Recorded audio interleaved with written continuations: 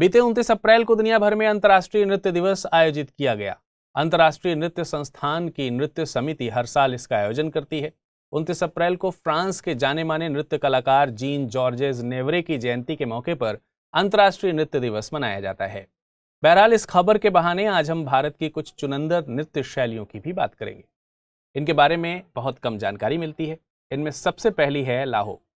पूर्वोत्तर भारत में मेघालय की जयंतिया पहाड़ी क्षेत्र की यह नृत्य शैली हर साल जुलाई माह में मनाए जाने वाले बेहदी खलम उत्सव का हिस्सा है। बुरी आत्माओं को भगाने, ईश्वर का आशीर्वाद पाने और भरपूर फसल की उपज की कामना के साथ मनाए जाने वाले इस उत्सव में नार जनजातीय के पुरुष स्त्री लाहो नृत्य करते हैं।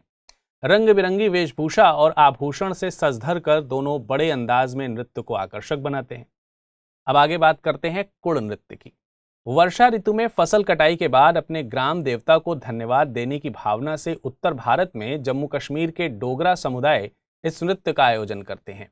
ढोलक, बांसुरी और तुरुही की धुन नृत्य को मनमोहक बना देती है। अब बात एक और लोक नृत्य पुली वेशम की करेंगे। इस नृत्य का मतलब होता है बाघ नृत्य। इसका आयोजन दक्षिण भारत में आंध्र प्रदेश में दशहरा और मुहर्रम जैसे त्योहारों के दौरान किया जाता है।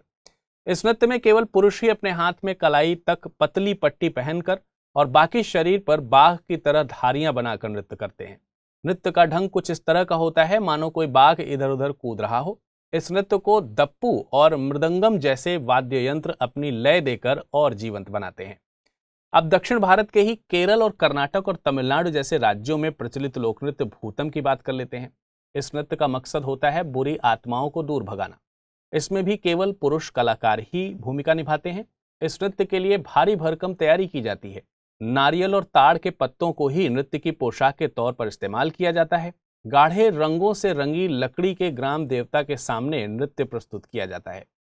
अब आखिर में बात करते हैं गोतीपुआ लोक नृत्य की। पूर्वी भारत में ओडिशा के इस लोक नृत्य को आधुनिक ओडिशी नृत्य का आरंभिक रूप कहा जाता है। राधा कृष्ण के जीवन से प्रेरित भाव भंगिमाओं को नृत्य करने वाले नवयुवक अपने चिर परिचित अंदाज में प्रस्तुत करते हैं। उड़ीसा के ऐतिहासिक रघुराजपुरम गांव इस नृत्य की टोली के लिए पहचाना जाता है। हाल ही में सरकार ने 8 प्रमुख उद्योगों या कोर सेक्टर से जुड़े आंकड़े जारी किए हैं। इसमें बताया गया है कि मार्च 2022 के सूचकांक की तुलना में मार्च 2023 में कोर सेक्टर उद्योगों का संयुक्त सूचकांक 3.6% तक बढ़ा है। यह वृद्धि पिछले 5 महीनों में सबसे धीमी है। कोर सेक्टर के उद्योगों के बारे में अगर हम बात करें तो ये ऐसे उद्योगों का समूह होता है जिसका किसी देश की अर्थव्यवस्था पर व्यापक प्रभाव पड़ता है। ऐसे उद्योग अर्थव्यवस्था के दूसरे उद्योगों के लिए नींव का काम करते हैं। भारत में कुल 8 उद्योग कोर सेक्टर में गिने जाते हैं और ये हैं कोयला, कच्चा तेल, प्राकृतिक गैस, रिफाइनरी उत्पाद, उर्वरक, स्टील, सीमेंट और बिजली उद्योग। कोर सेक्टर का सूचकांक इन्हीं 8 प्रमुख उद्योगों के कुल और व्यक्तिगत उत्पादन के प्रदर्शन का मूल्यांकन करता है। गौरतलब है कि इन उद्योगों के चालू वर्ष के उत्पादन की गणना 2011-12 को आधार वर्ष मानकर की जाती है। कोर सेक्टर कितने महत्वपूर्ण है, इसको इस बात से समझा जा सकता है कि औद्योगिक उत्पादन के समग्र सूचकांक यानी IIP में कोर सेक्टर के उद्योगों का भारांक 40.27% है। इसी के साथ IIP की भी बात कर लेते हैं। IIP विनिर्माण उद्योग के लिए एक महत्वपूर्ण समग्र आर्थिक संकेतक माना जाता है। वर्तमान में IIP सूचकांक की गणना वर्ष 2011-12 को आधार वर्ष मानकर की जाती है।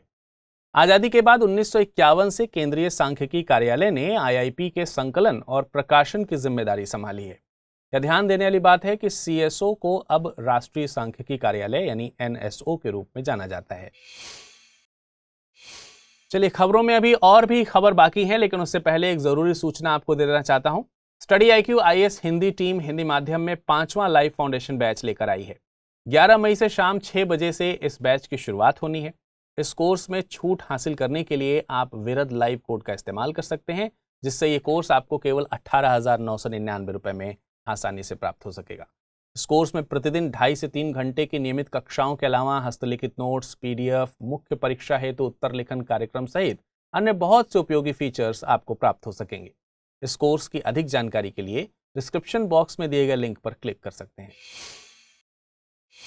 विज्ञान और प्रौद्योगिकी विभाग के सचिव ने NMIS यानी नेशनल मैन्युफैक्चरिंग इनोवेटिव सर्वे जारी किया है। इसे 2021-22 के लिए जारी किया गया है। इस सर्वे का मकसद भारतीय मैन्युफैक्चरिंग में प्रतियोगिता को बढ़ाना है और जीडीपी में मैन्युफैक्चरिंग की हिस्सेदारी को ज्यादा करना है।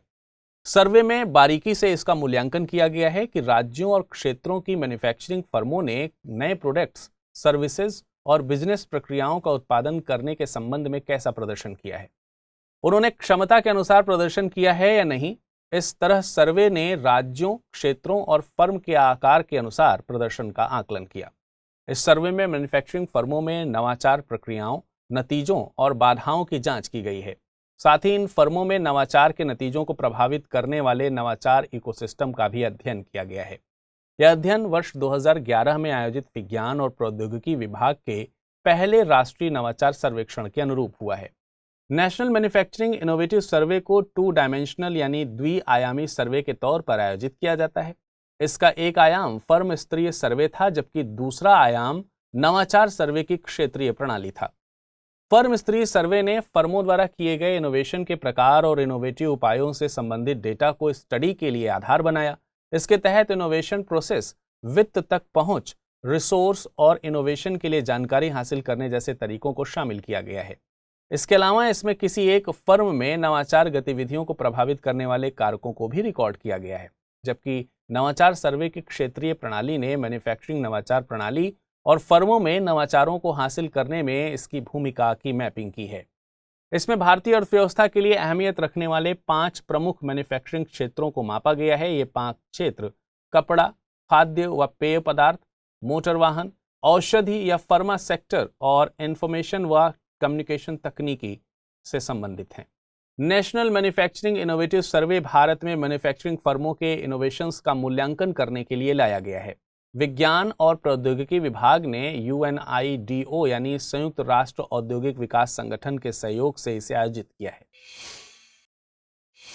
उधर रक्षा मंत्री राजनाथ सिंह 1 मई से 3 मई तक मालदीव के दौरे पर हैं। इस दौरान वे मालदीव को एक तेज गश्तीपोत और एक लैंडिंग क्राफ्ट भारत की ओर से उपहार के तौर पर देंगे।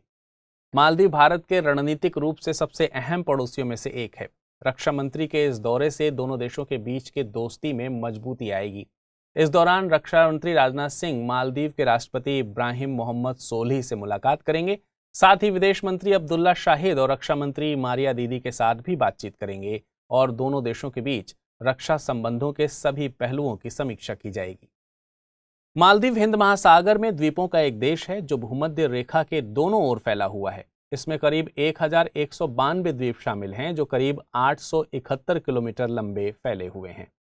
माले इसकी राजधानी है। मालदीव हिंद महासागर क्षेत्र में भारत के प्रमुख समुद्री पड़ोसियों में से एक है। रक्षा और सुरक्षा के क्षेत्रों सहित सभी द्विपक्षीय संबंधों के मामले में पिछले कुछ सालों से भारत के काफी करीब है। पिछले साल मालदीव में भारत द्वारा फाइनेंस किया गया ग्रेटर माले कनेक्टिविटी प्रोजेक्ट शुरू किया गया। यह मालदीव में सबसे बड़ा बुनियादी ढांचा प्रोजेक्ट है। इस परियोजना के तहत मालदीव की राजधानी माले को विलिंगली, गुल्हिफालू और थिलाफुशी के नजदीकी द्वीपों से जोड़ने के लिए 6.74 किलोमीटर लंबा पुल और कॉजवे लिंक बनाया जाएगा।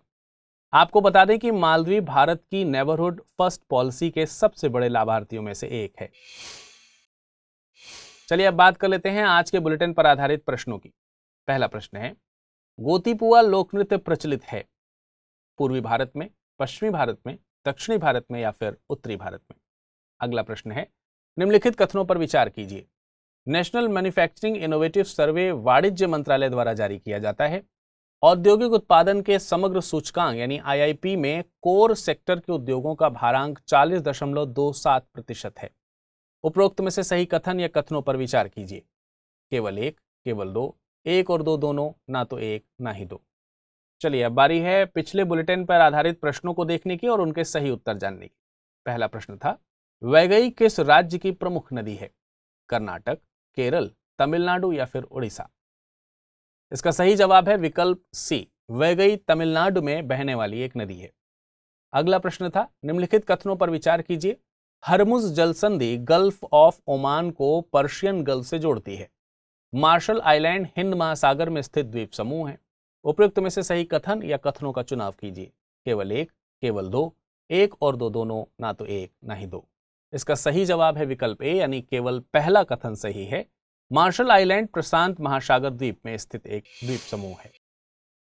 फिनलैंड स्थित centre for research on energy and clean air agency ने वैश्विक तेल व्यापार पर एक रिपोर्ट जारी की है। इस रिपोर्ट में कहा गया है कि रूस यूक्रेन युद्ध शुरू होने के बाद से रूसी तेल आयात पर प्रतिबंध लगाने वाले देशों ने भारत सहित 5 देशों से लगभग 42 बिलियन यूरो मूल्य के तेल उत्पादों का आयात किया है। दूसरे शब्दों में कहा जाए तो रूसी तेल आयात पर प्रतिबंधों के बावजूद यूरोपीय देश परोक्ष रूप से बड़ी मात्रा में रूसी तेल को खरीद रहे हैं। गौरतलब है कि रूसी तेल के आयात पर प्रतिबंध लगाने वाले देशों को प्राइस कैप कोलिशन पीसीसी देश कहते हैं। पीसीसी में ऑस्ट्रेलिया, कनाडा, यूरोपीय संघ, जापान, यूके और यूएसए है। दरअसल प्राइस कैंपिंग पश्चिमी देशों द्वारा यूक्रेन पर आक्रमण के लिए रूस के खिलाफ प्रस्तावित प्रतिबंधों का एक नया तरीका है। चलिए वापस रिपोर्ट की तरफ ध्यान देते हैं।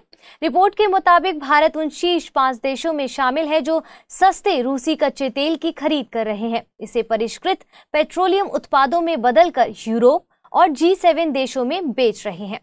क्रिया ने प्रतिबंधों को दरकिनार करते हुए अप्रत्यक्ष तरीके से तेल के निर्यात करने के तरीके को ऑयल लॉन्ड्रिंग कहा है। ऑयल लॉन्ड्रिंग करने वाले देशों को लॉन्ड्रोमैट देश की संज्ञा दी है। लॉन्ड्रोमैट देशों में चीन, भारत, तुर्की, संयुक्त अरब अमीरात और सिंगापुर शामिल हैं। क्रिया ने इस तरह की ऑयल लॉन्ड्रिंग को काफी खतरनाक बताया है। क्रिया के मुताबिक इस लॉन्ड्रिंग प्रक्रिया से रूस को युद्ध को चलाए रखने के लिए फंड उपलब्ध हो रहे हैं। क्रिया की रिपोर्ट में भारत को लॉन्ड्रोमैट देशों का लीडर बताया जा रहा है। ये भी बताया गया है कि भारत में सिक्का और वोडिनार बंदरगाह शीर्ष बंदरगाहों में से एक है जो रूसी कच्चे तेल का आयात कर रहे हैं, साथ ही परिष्कृत पेट्रोलियम उत्पादों को यूरोप में निर्यात कर रहे हैं। सिक्का बंदरगाह जामनगर रिफाइनरी के पास स्थित है और वहीं वोडिनार बंदरगाह के पास नायरा एनर्जी के स्वामित्व वाली तेल रिफाइनरी भी स्थित है। वोडिनार बंदरगाह रूसी तेल कंपनी रोसनेफ्ट के लिए बहुत महत्वपूर्ण है। रोसनेफ्ट के पास नायरा एनर्जी की 49.13% हिस्सेदारी है। बीते दिनों विश्व बैंक समूह ने LPI यानी लॉजिस्टिक प्रदर्शन सूचकांक 2023 जारी किया है। इसमें सिंगापुर पहला और फिनलैंड ने दूसरा स्थान हासिल किया है। कुल 139 देशों के सूचकांक में भारत को 38वां स्थान हासिल हुआ है। भारत साल 2018 में 44वें और 2014 में 54वें स्थान पर था। प्रगति के हिसाब से इस बार भारत की रैंक काफी बेहतर मानी जा रही है। भारत ने सूचकांक के 6 संकेतकों में से 4 पर जबरदस्त सुधार किया है। भारत को लेकर रिपोर्ट में ये भी कहा गया है कि आधुनिकीकरण और डिजिटलीकरण के कारण भारत जैसी उभरती अर्थव्यवस्थाएं विकसित देशों को पीछे छोड़ रही हैं। LPI विश्व बैंक समूह द्वारा विकसित एक इंटरैक्टिव बेंचमार्किंग टूल है। इसे देशों को लॉजिस्टिक्स सेक्टर में आने वाली चुनौतियों और अवसरों की पहचान करने में मदद करने के लिए बनाया गया है। इसका आकलन 6 कारकों के आधार पर किया जाता है और ये कारक 6 कौन-कौन से हैं, जैसे सीमा शुल्क प्रदर्शन, बुनियादी ढांचे की गुणवत्ता, शिपमेंट की आसान व्यवस्था, लॉजिस्टिक सेवाओं की गुणवत्ता, भेजी गई वस्तु की ट्रैकिंग और ट्रेसिंग और शिपमेंट की समयबद्धता। LPI 2023 में भारत बुनियादी ढांचे के मामले में 47वें स्थान पर पहुंच गया है, जो साल 2018 में 52वें स्थान पर था। वहीं वैश्विक परिवहन के मामले में 22वां स्थान दर्ज किया गया है। रिपोर्ट के मुताबिक भारत और सिंगापुर में मई और अक्टूबर 2022 के बीच कंटेनरों के औसत ठहराव का समय 3 दिन था, जबकि अमेरिका में ये 7 दिन और जर्मनी में ये 10 दिन बताया गया है। LPI को पहली बार 2007 में जारी किया गया और साल 2010 से 18 तक हर 2 साल के गैप पर यह जारी होता रहा है। मगर कोविड-19 महामारी और सूचकांक की पद्धति में संशोधन के चलते साल 2020 में ये सूचकांक जारी नहीं हो सका और अंततः इसे साल 2023 में जारी किया गया है। 2023 की रिपोर्ट की सबसे बड़ी खासियत है कि इसमें पहली बार व्यापार की गति का आकलन किया गया है। इसके लिए रिपोर्ट पर नजर रखने वाले बड़े डेटाबेस से जनरेट हुए मैट्रिक्स का इस्तेमाल किया गया है। अब आप सभी के लिए जरूरी सूचना, study IQIS Hindi team Hindi माध्यम में 5वां लाइव फाउंडेशन बैच लेकर आई है। 11 मई से शाम में 6 बजे इस बैच की शुरुआत हो रही है। इस कोर्स में छूट हासिल करने के लिए आप अमृत लाइव कोड का प्रयोग करें, जिससे ये कोर्स आपको केवल 18,999 रुपए में हासिल होगा। इस कोर्स में प्रतिदिन 2.5 से 3 घंटे की नियमित कक्षाओं के अलावा हस्तलिखित नोट्स, PDF और मुख्य परीक्षा हेतु उत्तर लेखन कार्यक्रम सहित अन्य बहुत से उपयोगी फीचर्स आपको प्राप्त हो सकेंगे। कोर्स की अधिक जानकारी के लिए डिस्क्रिप्शन बॉक्स में दिए गए लिंक को क्लिक कर आप प्राप्त कर सकते हैं। चलिए वापस खबरों की ओर बढ़ते हैं। 2 से लेकर 8 मई तक पहला AIME यानी आसियान भारत मेरीटाइम एक्सरसाइज दक्षिण चीन सागर में लॉन्च हो रहा है। एक्सरसाइज का हार्बर फेज 2 से 4 मई तक चांगी नेवल बेस पर, जबकि सी फेज 7 से 8 मई तक साउथ चाइना सी में होना है। चांगी नेवल बेस सिंगापुर में स्थित है और इस बीच भारतीय जहाज सिंगापुर में IMSC यानी अंतर्राष्ट्रीय समुद्री सुरक्षा सम्मेलन और अंतर्राष्ट्रीय समुद्री रक्षा प्रदर्शनी यानी IMDEX 23 में भी भाग लेंगे। सिंगापुर IMSC और IMDEX 23 का भी आयोजन कर रहा है। इसके लिए नौसेना प्रमुख admiral R Hari Kumar Singapore गए हैं। नौसेना प्रमुख द्वारा सिंगापुर जाने का मकसद AIME के साथ साथ इन आयोजनों में भी भाग लेना था। AIME 2023 भारतीय नौसेना और आसियान नौसेनाओं को करीब से काम करने और बिना रोक टोक के समुद्री क्षेत्र में संचालन करने का अवसर देगा। AIME में भारतीय नौसेना के जहाज INS सतपुड़ा और INS दिल्ली भाग ले रहा है। गौरतलब है कि नौसेना और समुद्री रक्षा कार्यक्रम IMDEX का उद्घाटन 1997 में किया गया था। तब से साल दर साल इसका विस्तार होता रहा है। ऐसा अनुमान है कि इस साल करीब 50 प्रतिनिधि मंडल इसमें हिस्सा ले रहे हैं, जबकि IMSC पहली बार 2009 में आयोजित किया गया था। ये सिंगापुर नौसेना और S Rajaratnam school of international studies या RSIS की साझा पहल है। इसका मकसद राज्यों के बीच आपसी सुरक्षा को बढ़ाना और इसके बढ़ावा देने के तरीकों की खोज करना है। इसके लिए सम्मेलन में नौसेना प्रमुखों, तट रक्षक महानिदेशकों, नीति बनाने वालों, सामरिक विचारकों और समुद्री हितधारकों को विचारों का आदान प्रदान करने के लिए बुलाया जाता है। दिल्ली उच्च न्यायालय ने पासपोर्ट में दी गई सूचना के बारे में एक अहम फैसला सुनाया है। इसके मुताबिक अब पासपोर्ट में से बायोलॉजिकल फादर यानी जैविक पिता का नाम हटाया जा सकता है। दरअसल बीते दिनों एक महिला ने इस मामले को लेकर न्यायालय में एक याचिका दायर की थी। उनका तर्क ये था कि वह एक सिंगल पेरेंट है और उनके बच्चे के पिता ने अपने बेटे से पूरी तरह से रिश्ता त्याग दिया है। न्यायालय ने फैसला सुनाते हुए पासपोर्ट मैनुअल 2020 का हवाला दिया और जिसके मुताबिक किन्हीं परिस्थितियों में कम उम्र के बच्चे के पासपोर्ट से उसके पिता का नाम हटाया जा सकता है। हालांकि न्यायालय ने यह भी कहा है कि इस तरह के किसी भी मामले में परिस्थिति के हिसाब से ही राहत देने जैसा कोई कदम उठाया जाना चाहिए। आपको बता दें कि इस महिला की याचिका के विरुद्ध केंद्र सरकार ने यह भी तर्क दिया था कि केवल बिना शादीशुदा सिंगल पेरेंट की स्थिति में ही पासपोर्ट में से पिता का नाम हटाया जा सकता है, जबकि विवाहित माता पिता के मामले में पिता का नाम पासपोर्ट में होना चाहिए ही। गौरतलब है कि भारतीय संविधान के मुताबिक पासपोर्ट जारी करना संघ सूची का विषय है। केंद्रीय विदेश मंत्रालय इसका आवंटन करता है। चलिए बुलेटिन पर आधारित कुछ प्रश्नों को देख लेते हैं। निम्नलिखित में से कौन सी संस्था लॉजिस्टिक परफॉर्मेंस इंडेक्स जारी करती है? विश्व बैंक, विश्व आर्थिक मंच, विश्व व्यापार संगठन, अंकटाड। दूसरा प्रश्न है, निम्नलिखित कथनों पर विचार कीजिए। लॉन्ड्रोमैट देशों का नेतृत्व करता USA है। चांगी नेवल बेस सिंगापुर में स्थित है। पासपोर्ट संवर्ती सूची का विषय है। उपयुक्त में से सही कथन या कथनों का चुनाव कीजिए। केवल एक और दो, केवल दो, केवल एक और तीन, एक, दो और तीन। आइए पिछले बुलेटिन पर आधारित प्रश्नों पर नजर डालते हैं। गोतीपुआ लोक नृत्य प्रचलित है पूर्वी भारत में, पश्चिमी भारत में, दक्षिणी भारत में या फिर उत्तरी भारत में? तो इसका सही जवाब है विकल्प ए यानी पूर्वी भारत। दूसरा प्रश्न था, निम्नलिखित कथनों पर विचार कीजिए। नेशनल मैन्युफैक्चरिंग इनोवेटिव सर्वे वाणिज्य मंत्रालय द्वारा जारी किया जाता है। औद्योगिक उत्पादन के समग्र सूचकांक में कोर सेक्टर के उद्योगों का भारांक 40.27% है। उपयुक्त में से सही कथन या कथनों पर विचार कीजिए। केवल एक, केवल दो, एक और दो दोनों, ना तो एक ना ही दो। सही जवाब है विकल्प बी यानी केवल दूसरा कथन सही है। नेशनल मैन्युफैक्चरिंग इनोवेटिव सर्वे विज्ञान और प्रौद्योगिकी विभाग के द्वारा जारी किया जाता है। उज्बेकिस्तान अपने देश के लिए नया संविधान लिखने की तैयारी में है। दरअसल उज्बेकिस्तान के राष्ट्रपति शवकात मिर्जियोयेव एक रेफरेंडम लेकर आए थे जिसमें लोगों के लिए ज्यादा स्वतंत्रता और राष्ट्रपति के कार्यकाल को बढ़ाने का प्रस्ताव किया गया था। इस रेफरेंडम को पारित करके देश का संविधान रीराइट किया जाना था। इस प्रस्ताव का उज्बेकिस्तान की 90.21% जनता ने समर्थन किया है। केवल 9.35% लोग ही रेफरेंडम के खिलाफ थे। वहां के रेफरेंडम कानून के मुताबिक 50% वोटर्स के समर्थन के बाद ही रेफरेंडम को वैलिड माना जाता है। उज़्बेकिस्तान की 90% जनता अपना नया भविष्य लिखने के पक्ष में है। उज़्बेकिस्तान मध्य एशिया में स्थित एक डबल लैंडलॉक्ड देश है। डबल लैंडलॉक्ड उन देशों को कहा जाता है जो अपनी सीमाएं सभी लैंडलॉक्ड कंट्रीज से साझा करते हैं।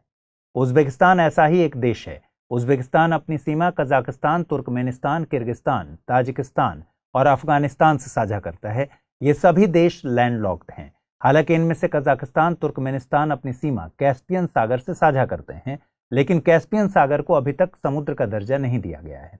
अराल सी कजाकिस्तान और उज़्बेकिस्तान के बीच में है। गौरतलब है कि एक समय पर अराल सी दुनिया की चौथी सबसे बड़ी सॉल्ट लेक थी, लेकिन नासा के आंकड़ों के मुताबिक कृषि सिंचाई के लिए इसके पानी को डायवर्ट करने से इसका 75% जल सूख चुका है। ये देश 1991 में सोवियत संघ के टूटने के बाद स्वतंत्र देश के तौर पर अस्तित्व में आए। उज़्बेकिस्तान की राजधानी ताशकंद है। Global media watchdog reporters without borders या आरएसएफ ने वर्ल्ड प्रेस फ्रीडम इंडेक्स 2023 जारी किया। इंडेक्स के मुताबिक भारत की रैंकिंग 180 देशों में 161 पर पहुंच गई है, जबकि पिछले साल 2022 में भारत 150वें स्थान पर था। इसकी तुलना में पाकिस्तान ने मीडिया की आज़ादी के मामले में बेहतर प्रदर्शन किया है। वह इस साल 157वीं रैंक से 7 रैंक ऊपर चढ़कर 150वें स्थान पर पहुंच गया है। साथ में श्रीलंका ने भी सूचकांक में ठीक ठाक सुधार किया है। 2022 में 146वें स्थान के मुकाबले इस साल वो 135वें स्थान पर आ गया। नॉर्वे, आयरलैंड और डेनमार्क इस सूचकांक के ऊपरी 3 स्थानों पर कब्जा बनाए रखने में कामयाब रहे हैं, जबकि वियतनाम, चीन और उत्तर कोरिया को निचले 3 स्थानों में जगह मिली है। विश्व प्रेस स्वतंत्रता सूचकांक का मकसद देशों और क्षेत्रों में मौजूद पत्रकारों और मीडिया की आज़ादी की तुलना करना है। इसे हर साल पिछले कैलेंडर ईयर के लिए जारी किया जाता है। सूचकांक में प्रेस की आज़ादी का मूल्यांकन 5 संकेतकों के आधार पर किया जाता है। ये संकेतक हैं राजनीतिक दखल, कानूनी दखल, आर्थिक दखल, सामाजिक सांस्कृतिक दखल और शारीरिक व मानसिक सुरक्षा के खतरों की कमी। रिपोर्टर्स विदाउट बॉर्डर्स या आरएसएफ एक अंतर्राष्ट्रीय एनजीओ है। इसका मकसद मीडिया की आज़ादी की रक्षा करना है और उसे बढ़ावा देना है। इसे संयुक्त राष्ट्र के सलाहकार का दर्जा हासिल है। इसका मुख्यालय पेरिस में है। आगे बढ़ें उसके पहले एक बार फिर दोहरा दूं मैं कि स्टडी IQ IAS हिंदी की टीम हिंदी माध्यम में 5वां लाइव फाउंडेशन बैच शुरू कर रही है। 11 मई से शाम में 6 बजे इस बैच की शुरुआत हो रही है। कोर्स में छूट हासिल करने के लिए आप अमृत लाइव कोड का प्रयोग कर सकते हैं। इससे ये कोर्स आपको केवल 18,999 रुपये में हासिल होगा। कोर्स में प्रतिदिन 2.5 से 3 घंटे की नियमित कक्षाएं हैं। इसके अलावा हस्तलिखित नोट्स, PDF, मुख्य परीक्षा के लिए उत्तर लेखन कार्यक्रम सहित अन्य बहुत से उपयोगी फीचर्स आपको प्राप्त हो सकेंगे। कोर्स की जानकारी डिस्क्रिप्शन बॉक्स में दिए गए लिंक को क्लिक करके प्राप्त कर सकते हैं। भारत ने ऐलान किया है कि वो 2027 से कोर्सिया और एलटैग में भाग लेगा। यह ऐलान नागरिक उड्डयन मंत्रालय की संसदीय सलाहकार समिति की बैठक में किया गया। कोर्सिया और एलटैग दोनों ICAO यानी इंटरनेशनल सिविल एविएशन ऑर्गेनाइजेशन की पहल हैं। ICAO अंतर्राष्ट्रीय हवाई परिवहन में सहयोग और समन्वय करने वाला एक वैश्विक निकाय है। इसकी स्थापना शिकागो कन्वेंशन के तहत 1944 में की गई थी। वर्तमान में 193 देश इस कन्वेंशन के दस्तखत करता है। ICAO की फंडिंग इन्हीं देशों द्वारा मिलकर की जाती है। ICAO का काम ICAO असेंबली और परिषद के अनुरूप हवाई परिवहन नीति और मानकीकरण में नवाचारों की खोज करना है। वर्तमान में इसे अंतर्राष्ट्रीय नागरिक उड्डयन से कार्बन उत्सर्जन को कम करने का काम भी सौंपा गया है। यह काम वह कोर्सिया और एलटैग के तहत कर रहा है। कोर्सिया पहला वैश्विक बाजार आधारित उपाय है। इसका पूरा नाम carbon offsetting and reduction scheme for international aviation है। यह राष्ट्रीय या क्षेत्रीय नियामक की खामियों से निपटता है। यह सलाहकारी दृष्टिकोण के आधार पर काम करता है। यह अंतर्राष्ट्रीय विमानन से उत्सर्जन और बाजार विकृति को कम करने के लिए सटीक तरीका मुहैया कराता है। कोर्सिया को 3 चरणों में लागू किया गया है। पहला पायलट चरण, इसकी अवधि 2021 से 2023 तक है। फिर पहला चरण, इसकी अवधि 2024 से 2026 तक रहेगी और आखिर में दूसरा चरण, इसकी अवधि 2027 से 2035 तक होगी। पहले दोनों चरणों के लिए भागीदारी स्वैच्छिक है, जबकि 2027 से शुरू होने वाला आखिरी चरण में भागीदारी 2018 के डेटा के आधार पर निर्धारित की जाएगी। वहीं एलटैग का पूरा नाम लॉन्ग टर्म एस्पिरेशनल गोल्स है। यह ICAO का अंतर्राष्ट्रीय विमानन से कार्बन उत्सर्जन को कम करने का लक्ष्य है। इसे ICAO की 41वीं असेंबली द्वारा अपनाया गया है। इसे UNFCCC के पेरिस समझौते के समर्थन में अपनाया गया। इसका मकसद 2050 तक अंतर्राष्ट्रीय विमानन में नेट जीरो कार्बन उत्सर्जन हासिल करना है। भारत अब एक और क्षेत्र में अपनी पहचान स्थापित करने वाला है। दरअसल भारत पहली बार समुद्र के अंदर ट्विन टनल्स यानी जुड़वा सुरंग बनाने की दिशा में आगे बढ़ रहा है। इसी साल के नवंबर माह तक इसके पूरा होने की उम्मीद है। मुंबई में बन रहे इस सुरंग का एक छोर मरीन ड्राइव से पहले पड़ने वाले स्थान गिरगांव में है। वहां से यह अरब सागर के अंदर ही अंदर गिरगांव चौपाटी और मालाबार पहाड़ी से होते हुए बढ़ रहा है और इस तरह बढ़ते हुए यह सुरंग अपने दूसरे छोर ब्रीच कैंडी के प्रियदर्शनी पार्क से मिलेगा। मुंबई तटीय सड़क परियोजना के अंतर्गत आने वाले इस सुरंग का निर्माण मुंबई नगर निगम के नेतृत्व में किया जा रहा है। इस जुड़वा सुरंग में से प्रत्येक की लंबाई 2.07 किलोमीटर है। इसका 1 किलोमीटर हिस्सा समुद्र के अंदर होगा। समुद्र के अंदर इन सुरंगों की गहराई लगभग 17 से 20 मीटर होगी। दुनिया के अलग अलग देशों में भी ऐसे सुरंग बनाए गए हैं। कुछ की गहराई तो इस ट्विन टनल से भी कहीं ज्यादा है।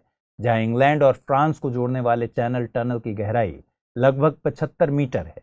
जापान के सिकान टनल की गहराई सी बेड यानी समुद्री नितल से 100 मीटर नीचे है।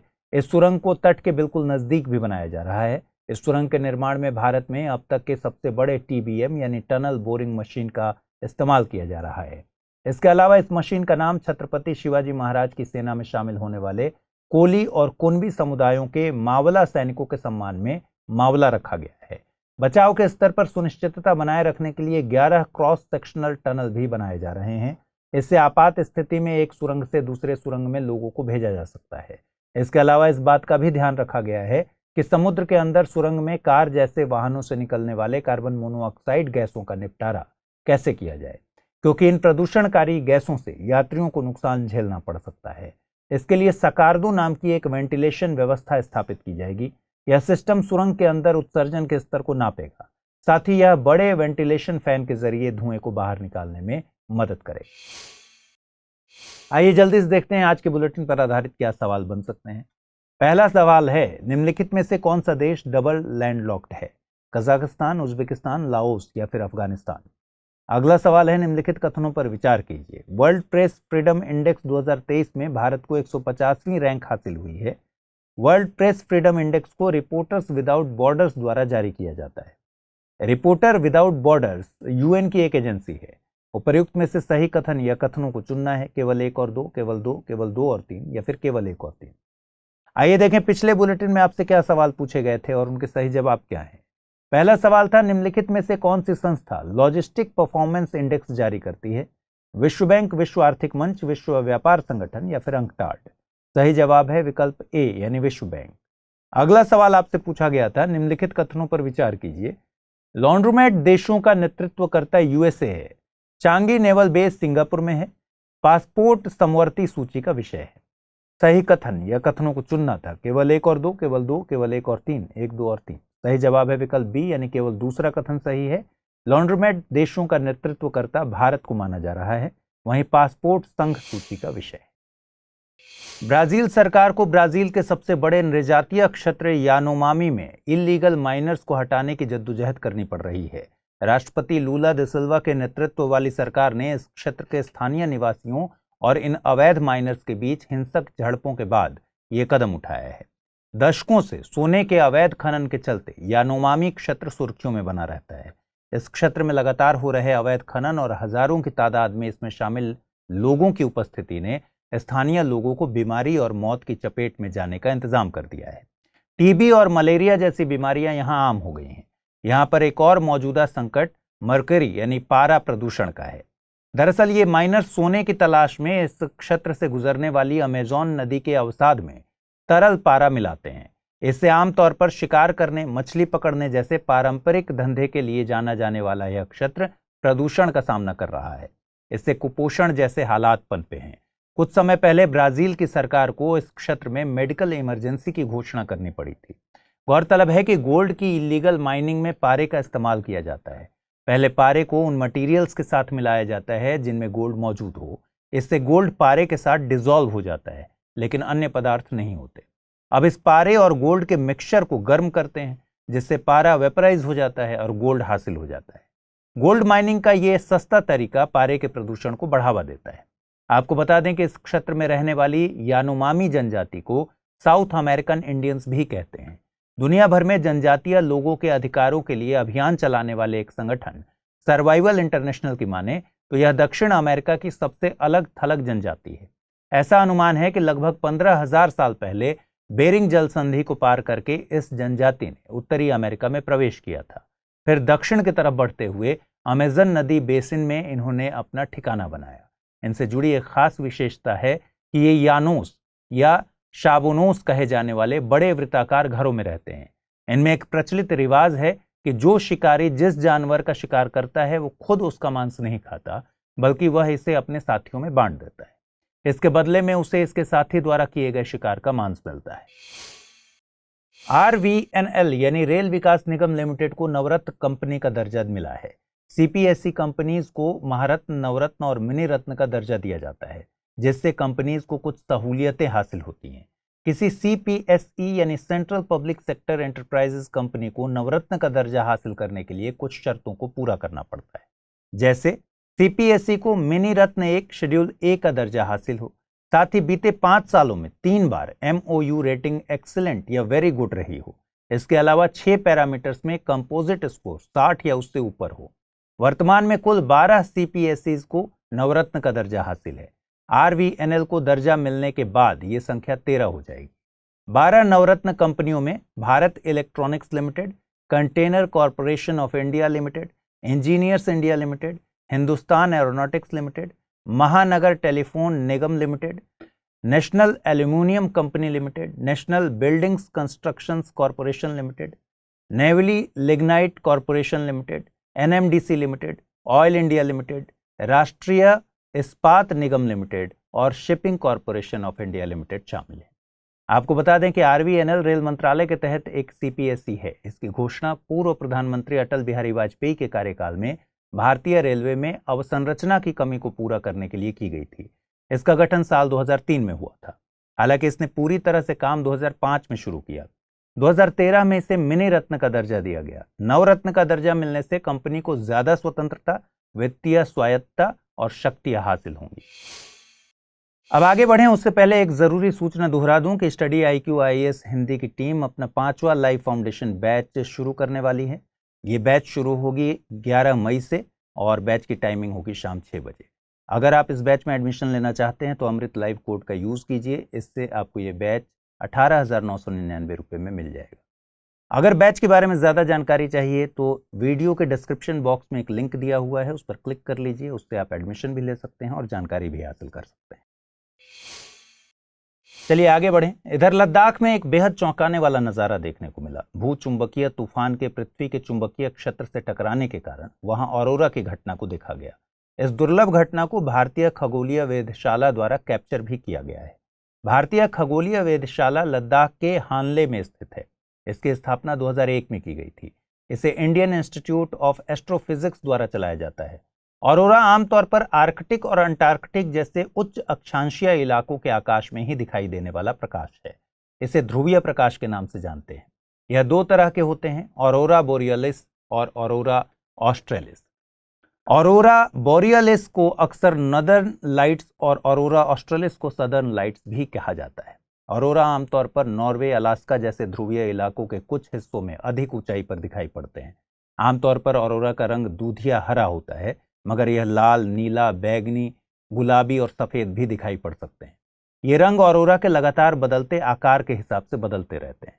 गौरतलब है कि ऑरोरा संचार, रेडियो और बिजली लाइनों को डिस्टर्ब भी करते हैं। ऑरोरा की उत्पत्ति पृथ्वी के ऊपरी वायुमंडल में मौजूद ऑक्सीजन और नाइट्रोजन के इलेक्ट्रॉनों के साथ टकराने से होती है। USCIRF यानी अंतर्राष्ट्रीय धार्मिक स्वतंत्रता पर अमेरिकी आयोग ने दुनिया के देशों में मौजूद धार्मिक आज़ादी पर अपनी सालाना रिपोर्ट जारी की है। इस रिपोर्ट में भारत को विशेष चिंता वाले देश के तौर पर पेश किया गया। हालांकि इस रिपोर्ट पर भारतीय विदेश विभाग ने तीखी प्रतिक्रिया जाहिर की है। रिपोर्ट में भारत पर आरोप है कि यहाँ 2022 में धार्मिक आज़ादी की स्थिति लगातार खराब हुई है। इसके लिए रिपोर्ट में अमेरिकी सरकार से सिफारिश की गई है कि धार्मिक स्वतंत्रता के गंभीर उल्लंघन के लिए भारत को जिम्मेदार ठहराया जाए, साथ ही उन्हें टारगेट करके उन पर प्रतिबंध भी लगाया जाए। इसके अलावा रिपोर्ट में आयोग ने यह भी सिफारिश की है कि अमेरिकी कांग्रेस अमेरिका भारत द्विपक्षीय बैठकों के दौरान धार्मिक आज़ादी का मुद्दा उठाए और इस पर सुनवाई करे। USCIRF अमेरिका का संघीय सरकारी आयोग है।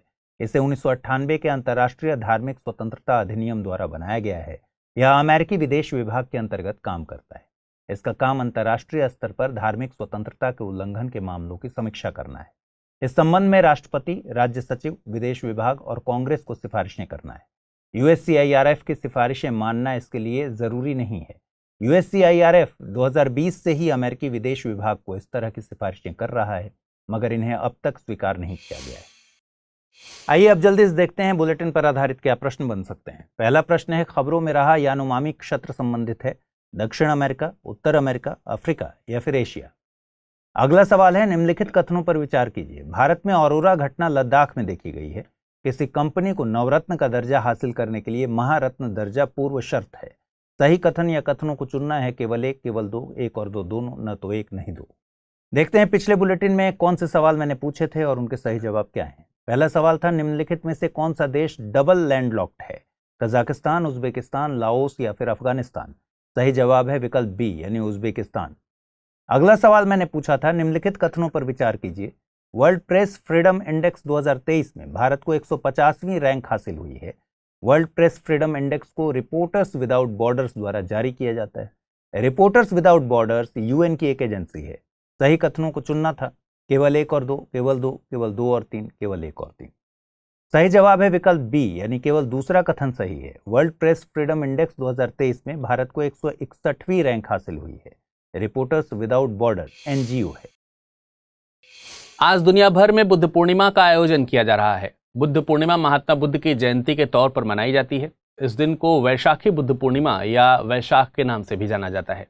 ऐसा माना जाता है कि इसी दिन उन्हें ज्ञान की प्राप्ति भी हुई थी।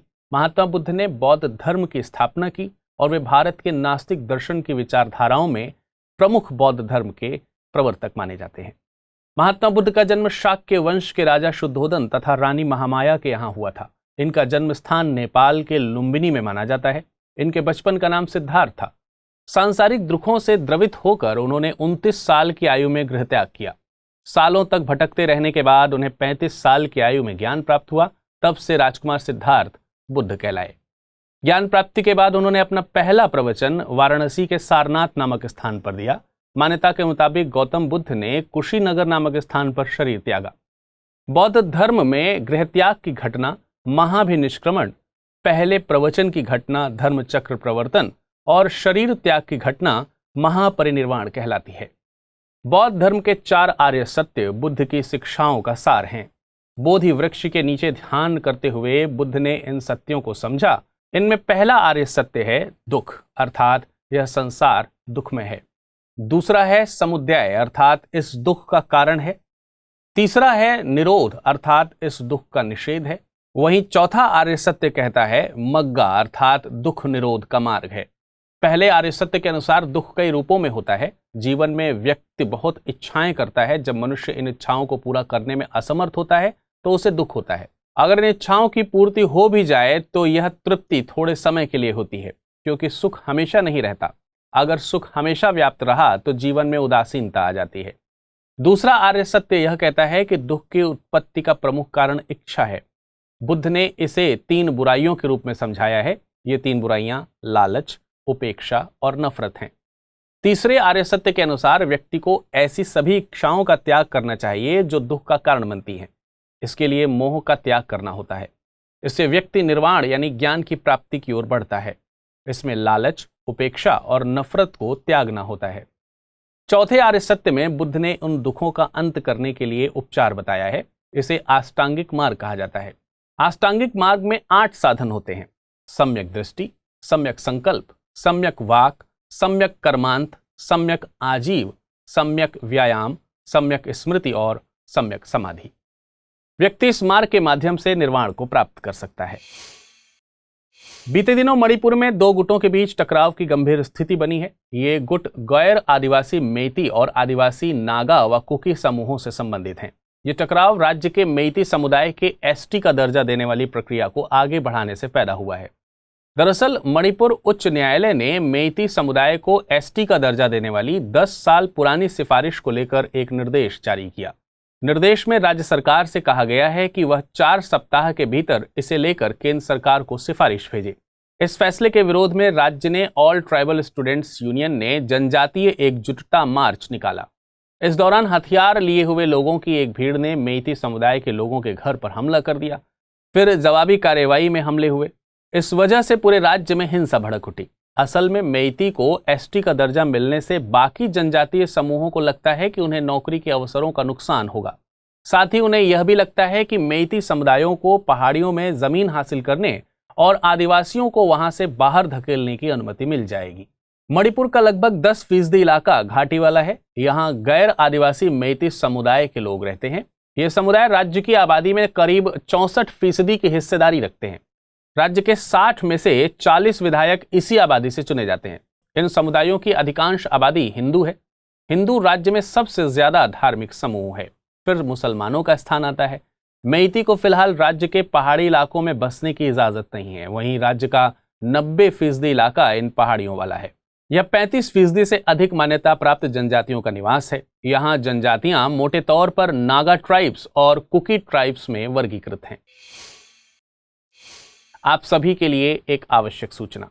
Study IQ IAS Hindi team Hindi माध्यम में 5वां लाइव फाउंडेशन बैच लेकर आई है। 11 मई से शाम 6 बजे इस बैच की शुरुआत होने जा रही है।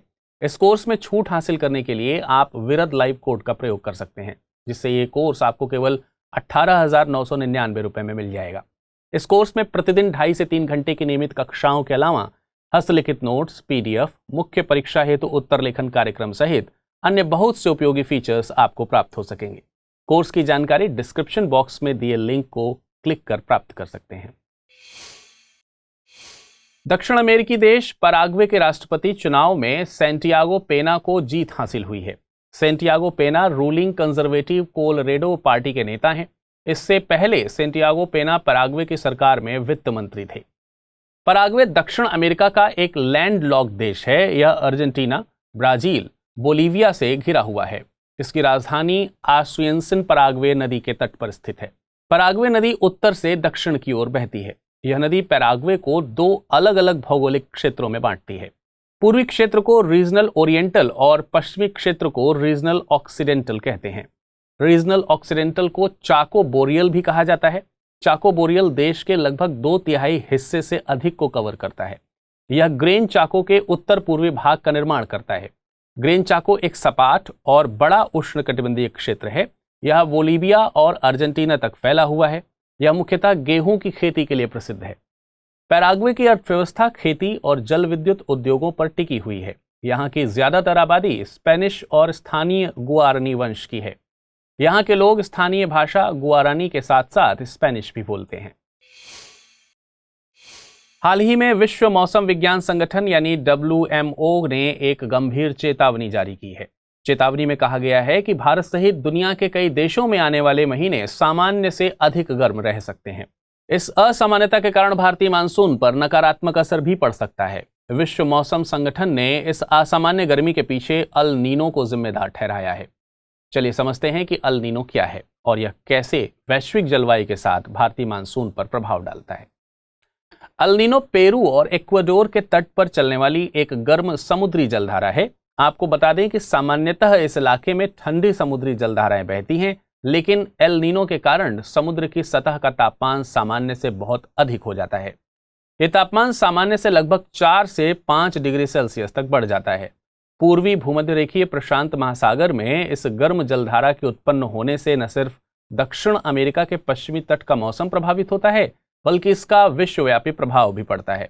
दूसरे शब्दों में कहा जाए तो अल नीनो उत्पन्न होती है पूर्वी प्रशांत महासागर में और इसका सीधा प्रभाव पड़ता है पश्चिमी प्रशांत महासागर के तापमान और वायुमंडलीय परिस्थितियों में। प्रशांत महासागर के तापमान और वायुमंडलीय परिस्थितियों में बदलाव से वैश्विक जलवायु प्रभावित होती है। अल नीनो एक चक्रीय घटना है। इसका मतलब यह है कि एक बार होने वाली यह घटना नहीं है। ये 2 से 7 वर्ष के अंतराल पर अनियमित रूप से होती है। वैज्ञानिकों का मानना है कि अल नीनो की घटना दक्षिणी दोलन के साथ जुड़ी होती है। दक्षिणी दोलन उष्ण कटिबंधीय प्रशांत महासागर के वायुमंडलीय दाब में उत्तर चढ़ाव को कहते हैं। गौरतलब है कि जब पूर्वी उष्णकटिबंधीय प्रशांत महासागरीय क्षेत्र में अल नीनो के कारण तटीय समुद्री जल गर्म हो जाता है तो समुद्र के ऊपर वायुमंडलीय दाब कम हो जाता है। मौसम वैज्ञानिक इसी घटना को अल नीनो दक्षिणी दोलन या ENSO के रूप में परिभाषित करते हैं। आपको बता दें कि अल नीनो का भारत सहित ऑस्ट्रेलिया के दक्षिण अमेरिका और अफ्रीका से लेकर ऑस्ट्रेलिया तक के स्थानीय मौसम पर प्रभाव पड़ता है। यह समुद्र के तापमान, समुद्र की धाराओं की तीव्रता और गति, तटीय मत्स्य पालन की स्थिति को भी प्रभावित करता है। दुनिया में कुछ हिस्सों में अल नीनो के कारण बाढ़ आ जाती है, जबकि कुछ हिस्सों में गर्मी बढ़ जाती है और जंगल में आग भी लग जाती है। भारतीय मानसून पर भी अल नीनो का प्रभाव पड़ता है। अल नीनो के मजबूत होने से भारतीय मानसून कमजोर पड़ जाता है और भारत में कम बारिश होती है, जिससे सूखे की स्थिति उत्पन्न होती है। आइए अब बारी है आज के बुलेटिन पर आधारित प्रश्नों को जानने की। उत्तर पूर्व में स्थित यह राज्य म्यांमार से अपनी सीमा साझा करता है। यहाँ के मेइती और कुकी समुदाय के बीच विवाद को लेकर यह राज्य खबरों में था। उपरोक्त पद किस राज्य के संदर्भ में है? असम, अरुणाचल प्रदेश, मणिपुर या फिर नागालैंड? अगला प्रश्न है, निम्नलिखित कथनों पर विचार कीजिए। पराग्वे दक्षिण अमेरिका में स्थित एक लैंडलॉक्ड देश है।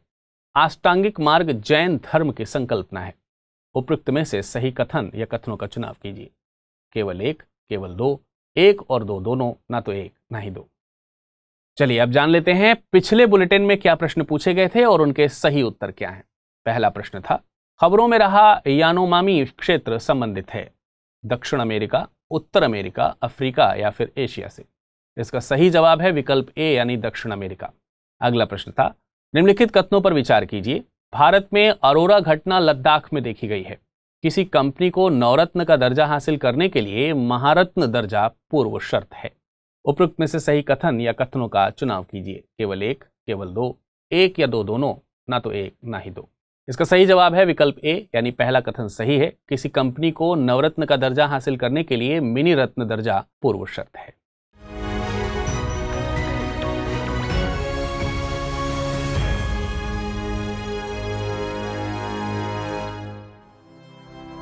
स्टडी IQ IAS, अब तैयारी हुई अफोर्डेबल।